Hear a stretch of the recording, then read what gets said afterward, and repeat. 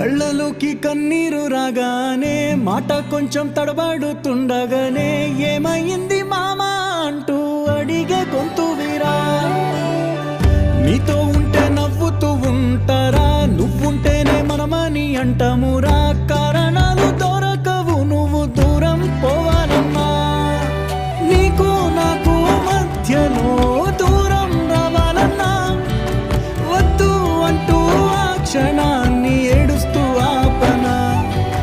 గమ్యం చేరే పయనాన్ని స్నేహం ఆపుతుందా. నీ మంచే కోరి పొమ్మనేంత ప్రేమే మాకు లేదా. అల్లుకున్న తీగతో కలుసుకున్న కులం, స్నేహమన్న మాటలో ముచ్చటైన ముకురం.